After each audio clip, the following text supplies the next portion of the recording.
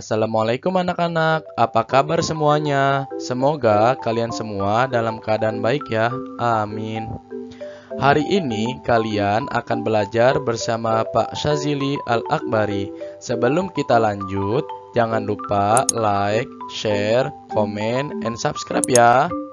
Oke, kita lanjut. Pembelajaran hari ini adalah kelas 4, tema 6, subtema 2, pembelajaran ketiga. Sebelum kita lanjut, mari kita berdoa terlebih dahulu. Berdoa dimulai.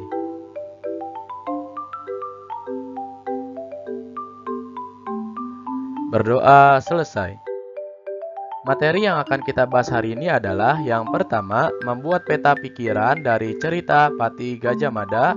Yang kedua, keragaman suku dan budaya di lingkungan sekitar.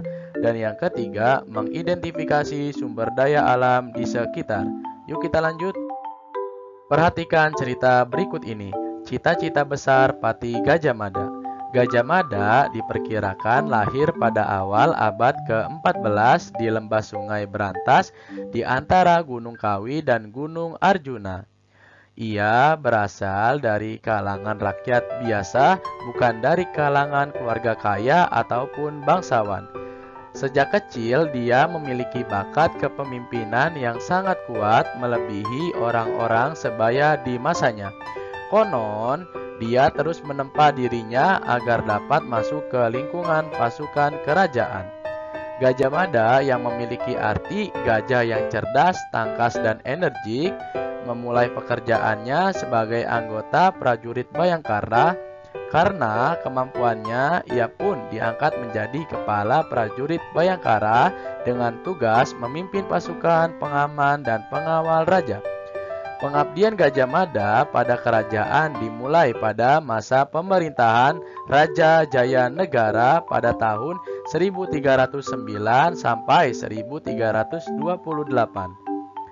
Berkat kerja keras dan kepemimpinannya yang hebat, Gajah Mada menjadi seorang patih kerajaan Majapahit pada masa pemerintahan Ratu Tribuana Tunggadewi Jayawisnuwardhani. Pada saat hendak dilantik menjadi patih, Gajah Mada membuat janji yang sangat terkenal hingga kini.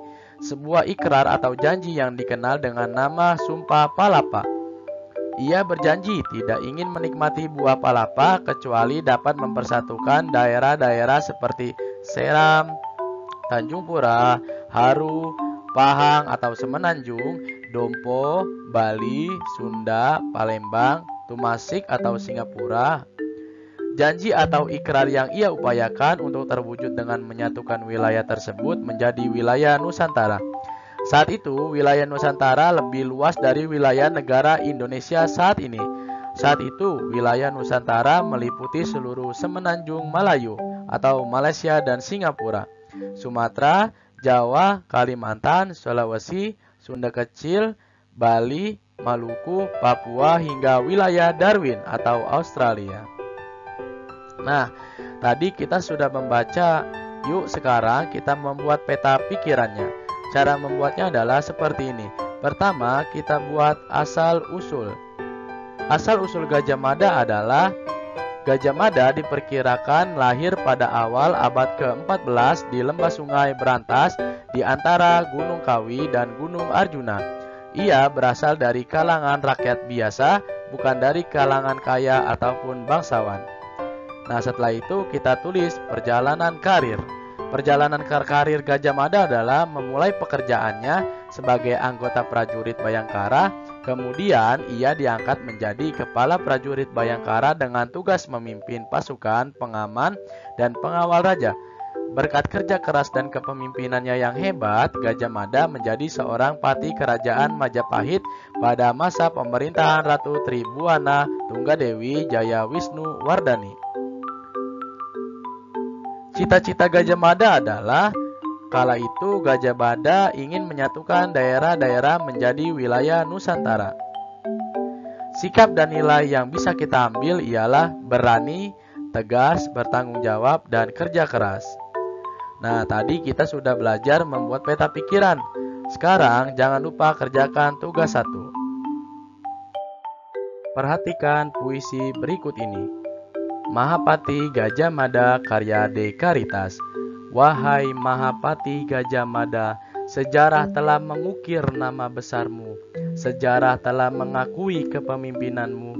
Sejarah telah mencatat keberanianmu. Mahapati Gajah Mada, tak akan hilang dari benak kami para pemuda bangsa.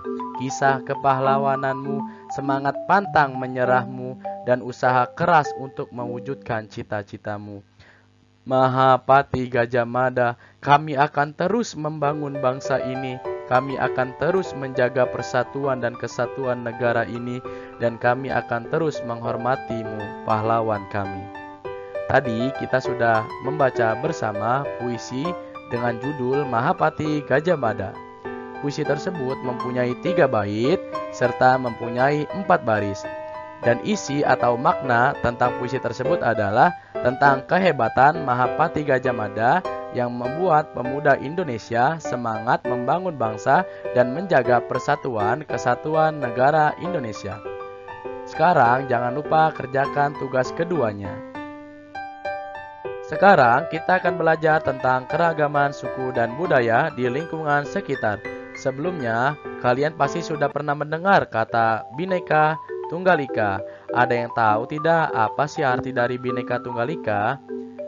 Bhinneka Tunggal Ika berarti berbeda-beda tetapi tetap satu jua.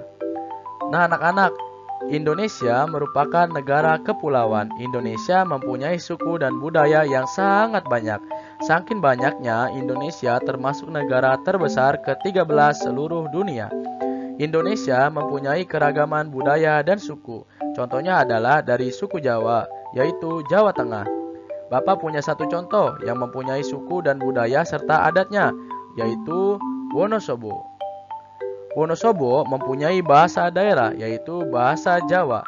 Selain itu, mereka juga mempunyai pakaian adat, yaitu pakaian adat Jawa. Mereka juga mempunyai rumah atau rumah adat, yaitu rumah joglo. Di Wonosobo mempunyai kegiatan adat, yaitu pemotongan rambut gimbal yang dilaksanakan setiap tanggal 1 Suro. Sekarang kita akan membahas tentang mengidentifikasi sumber daya alam di sekitar. Sumber daya alam mempunyai banyak macam. Bapak akan memberi contoh sumber daya alam yang setiap hari kita temukan, yaitu contohnya adalah air. Nah, air biasanya ada di mana-mana. Misalnya ada di sungai dan di laut. Air sungai dan air laut bisa kita manfaatkan, yaitu air sungai, airnya kita bisa gunakan untuk mengairi sawah, dan di laut airnya bisa sebagai tempat makhluk hidup tinggal. Selain air, sumber daya alam bisa juga berupa tumbuhan. Contohnya adalah padi dan kapas. Padi dan kapas kita bisa gunakan sebagai bahan makanan dan juga sebagai bahan sandang atau pakaian. Alhamdulillah, selesai sudah pembelajaran hari ini. Tadi kita sudah membahas 3 materi. Yang pertama, tadi kita membahas membuat peta pikiran dari cerita Patih Gajah Mada.